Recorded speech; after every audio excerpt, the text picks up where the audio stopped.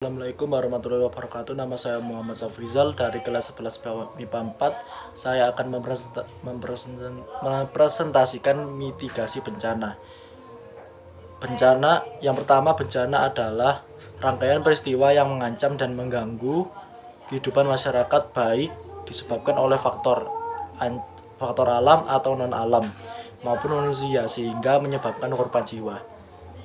Jenis bencana dibedakan menjadi 3 macam. Yang pertama, alam. Bencana yang disebabkan oleh peristiwa-peristiwa alam, contohnya adalah gempa bumi, tsunami, gunung meletus, dan lain-lain. Yang kedua, non alam.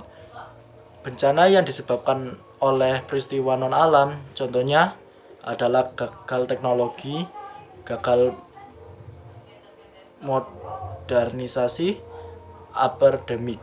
Yang ketiga, sosial.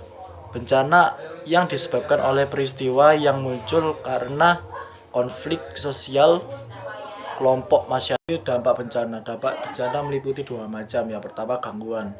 Bencana dapat mengakibatkan gangguan pada bidang ekonomi, sosial, dan lingkungan.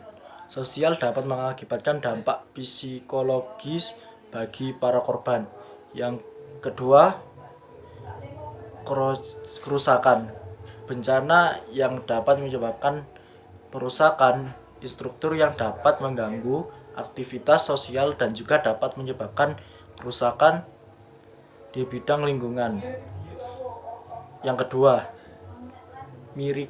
mitigasi bencana. Mitigasi bencana. Mitigasi bencana adalah upaya untuk mengurangi konflik bencana, baik secara struktur atau fisik. Mitigasi bencana dibagi menjadi 3 macam. Yang pertama, tujuan mitigasi. Tujuan mitigasi dibagi menjadi 3 macam.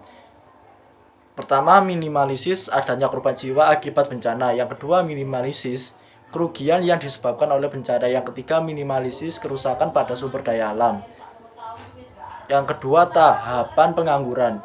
Tahapan pengangguran dibagi menjadi 3 macam. Yang pertama, sebelum bencana. Sebelum bencana, untuk menghadapi bencana yang akan datang, kita harus melakukan berbagai tindakan untuk minimalisis korban jiwa, seperti membuat rumah anti gempa. Yang kedua, saat bencana. Pada tahap ini, masyarakat akan mulai berlari menyelamatkan korban jiwa yang bisa diselamatkan dan mengevakuasi korban ke tempat yang lebih aman. Tahapan ini dilakukan tepat setelah bencana.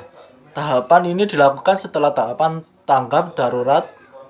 Tahapan ini berusaha untuk memperbaiki kerusakan yang ada dan berusaha untuk mengobati trauma korban secara bertahap. Langkah-langkah penanggulan. Yang pertama, penentuan status keadaan darurat bencana. Yang kedua, penyelamatan dan evakuasi masyarakat terkena bencana.